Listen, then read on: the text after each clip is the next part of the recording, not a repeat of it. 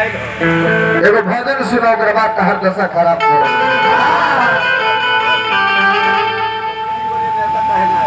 चले ना चले यार तू काय बोलतो बाबा से कहत रह कि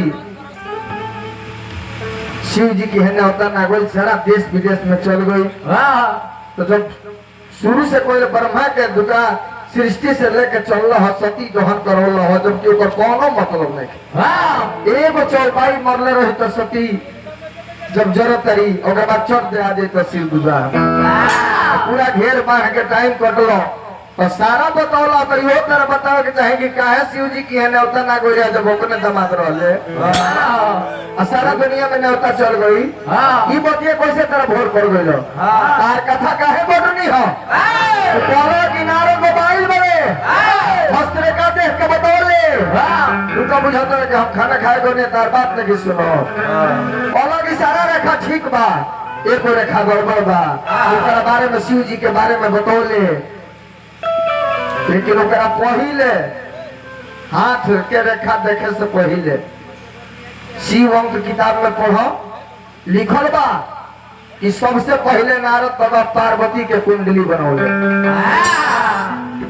घरे बेटा हो चाहे बेटी ओकर जन्म कुंडली बनेला तो तारा ई बतावे के चाहे सोहर मंगल का और घुसत रहो आ कहत रह कि जब अब सगुन वाला बात राजा रानी जानल तो समुद्र में दोनों जना डूब गई लोग हम नहीं जानत कि डूबल बलो 18 पुरान गाड़ी में बा कोनो में नहीं लिखल तू हमरा के साबित करबो आजू है कि राजा और रानी मैना हिमांचल कौना समुद्र में डूबल बोलो किताबी बात में एकदम प्रमाण के संगे ई तोहरे कोहरे बात हो राजा रानी डूब गई लो ना जी कहले हनो शोक में डूब गई लो कौना किताब में कौना समुद्र में डूबल बोलो ये प्रमाण देव हमारे सामने।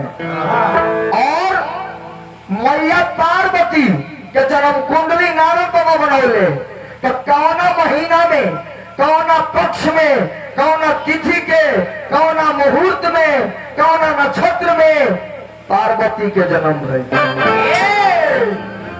बता देबो अपना गुरु जी के फोन लगाओ दुनिया में कहीं बिहार में लगा लो बता देबो गाँव नहीं बन करके चल जाओ अधूरा ना हो गाई ले आना के होके गावे दिले हवा फिटकरी ना छोट छोट बात मत बतिया हो गाना बजाना करो लो हम सिमरन में ए ब्यास के नाम उठानी हाँ कि कौन ब्यास हमका होता नहीं सिमरन में एगो दीपक के हम खाली बोलो नहीं हाँ मनी के चलेला तारा लोग के नामे नहीं धोले हम तारा लोग फालतू बहुत लोग एमे के बोले तो फालतू ना बबुआ भक्ति में शक्ति प्रबल हो ले भाई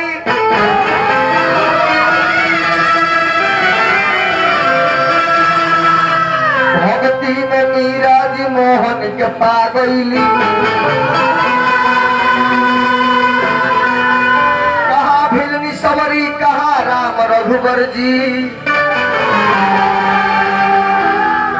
भक्ति में झूठ बैर सवरी खिया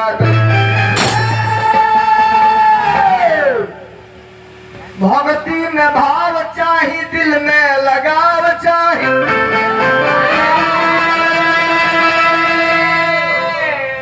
भक्ति में द्रौपदी जी लजिया बचा गईली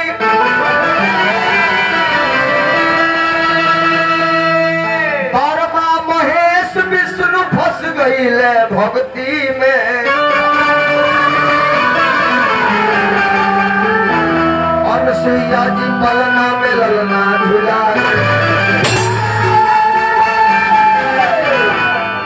कहतर के नहरनी कहियो फार ना होई साचे यार कहियो के दार ना होई रंजन भाई तेरा मौगइला से ई मुकुला का तो तहार भातार ना होई कब हम मौगनी हो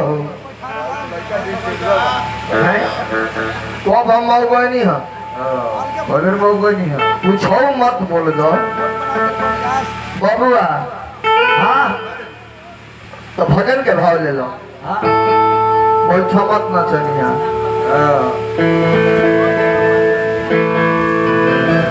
राखेला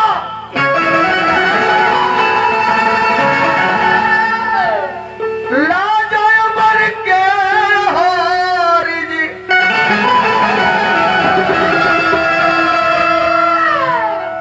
राखेला लाजा अमर के हरि जी। ए हरि जी, ए हरि जी।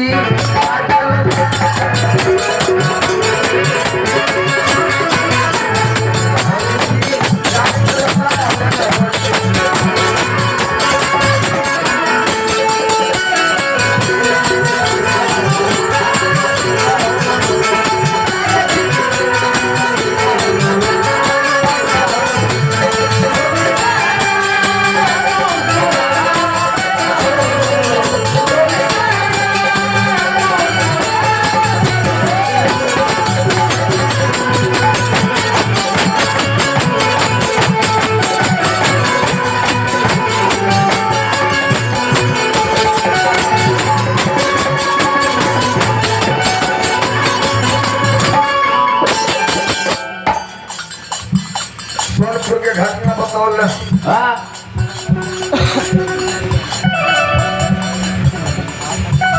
दीपक गिरी जी पहाड़पुर के धरती से 51 रुपया आशीर्वाद भेजल बनी सादर प्रणाम करो। हाँ वहाँ के पथ प्रतिष्ठा बना रहे और बोल के रघु ताई मत ये दुगो लाइन का साल का भाई आज पहले बेरी भेटाइले बड़े हमार दिमाग खराब कर दिले बड़े। आ इनका के तो मुआइबे करे ये पर करो लोग आ जाए ना ये लोग के बंद करे बा। ये लोग ढेर बजावत लो आ रोज बजावत लो। हाँ आगे लोग बुझा जाए कि कितना बजावत लो। लो जाते लो रंजन के खेला। आइल बनी तो पैसा चढ़ा के जाए रंजन के खेला सब के उनको बुझा दे। काको मत जाके पहले रंजन से तू बोला था अब ये जाके हालो मत करी अपना बिहार में। हाँ ये रंजन से जो बोला का क्या होता नहीं वो हमारे शिकायत बा। जाके कहिए कि रंजन के संग बैठ के 5 में खैनी है ना तो बड़ा बड़े लोग गाड़ी लौटा लेता। अभी तो तारे से हम गावत नहीं हम खुश बनी कि तू गावत रह हमरे से। तो बहुत लोग गावते नहीं थे गाड़ी नाम नया धरवाइबो। ए बबुआ मरद के छोड़ी अरे लहरारू के तारा गौतम महिला जब सनारी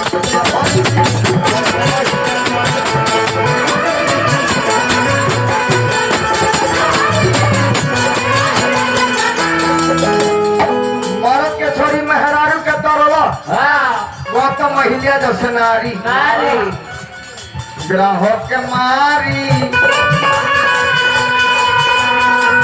गजरा देखे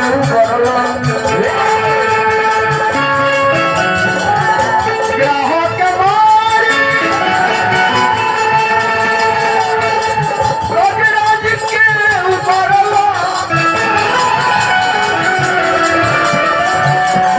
खींचत रहे पकड़ के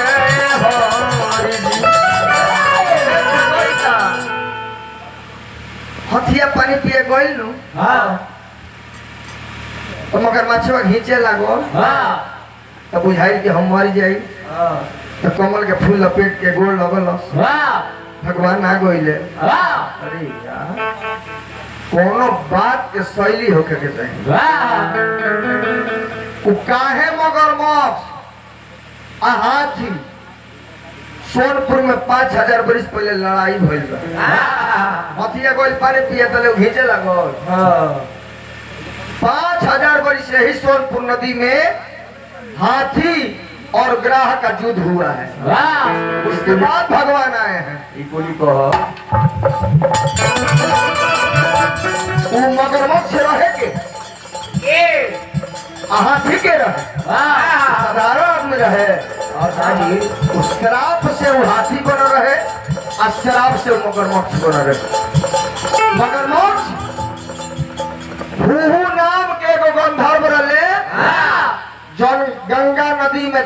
बाबा स्नान करत रहले और हूहू गंधर्व मगरमच्छ के भेष बना के आ जल में समा के बाबा के पैर खींचे लागल।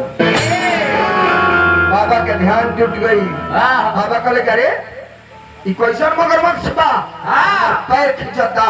बाबा ध्यान लगौले कहले कि तो हूहू नाम के गंधर्व ह हमरा से मजाक करता। जिसकी रही भावना जैसी हरि मूरत देखी दिन तैसी इच्छा धरई मन माही हरि प्रसाद कुछ दुर्लभ नाही। गंगा जल हथेली में उठा के कहले कि जो गंधर्व होके मगरमच्छ बन गईले ऋषि से मजाक कर दहले तो जो तोरा के श्राप दे तनी मगरमच्छ बन जो। गोड़ पर गिर गई। बोलस की अब तो हमरा से बड़ी भारी गलती भइल बा। हमरा के माफ कर जा। हमार रूप बदल दिहल जा। लेकिन ना बदली मगरमच्छ बनबे तो बनबे। लेकिन तो हम असली रूप में कहिया आए। लेकिन वो समय आई कि स्वयं भगवान विष्णु तोर बोध करी है वही समय तो रूप बदल जाए। जाके मगरमच्छ हो गई। हथिया के रहे पांडववंशी राजा इंद्रदुम्न सबसे लास्ट पीढ़ी के राजा थे। और जब राजपाट हस्तिनापुर राजा इंद्रदुम्न को सौंप दिया गया राजपाट छोड़ के शतशृंग पर्वत के किनारे जाकर भगवान का तपस्या करने लगे। अगस्त बाबा अपने चेला लोग के संग गुजरत लगे। बड़ा मूर्ख राजा भाई। एक राजा का कर्तव्य क्या है अपने राज का देखभाल करना अपने प्रजा के साथ रहना। ये मूर्ख राजपाट छोड़ के पर्वत के किनारे बैठा हुआ है। इसका बुद्धि हाथी के समान हो गया है। ना जानले ना बुझले अगस्त बाबा शराप देते हाथी बन जोते। हाथिया सोनपुर में जाके और वह मगरमच्छवा 5000 बड़ी जुट पहले सो जब हथिया के बुझाई कि अब हम बचब ना तो भगवान के ध्यान धोलस। भगवान यहाँ के हाथी के उबारी लहले आने वो मगरमच्छ हूहू नाम के गंधर्व जन बन रहे ओकरा के उद्धार कैले। फिर गंधर्व लोग मन बात बोलो लो खाली फालतू के खजाना बड़ा लो तरह लो। अरे बबुआ मरद के अरे महारारू के तारल गौतम महिला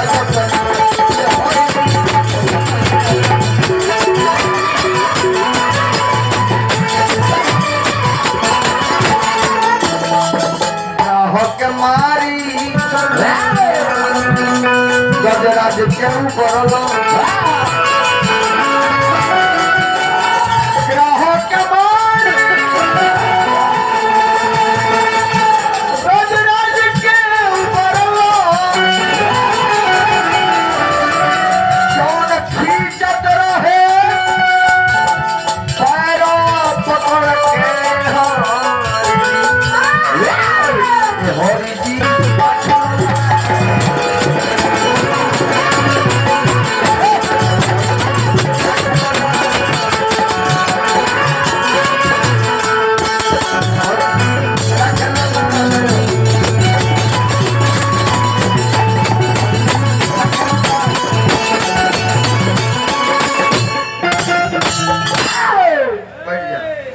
अधूरा ज्ञान बड़ी खतरनाक होला चाचा। अधूरा ज्ञान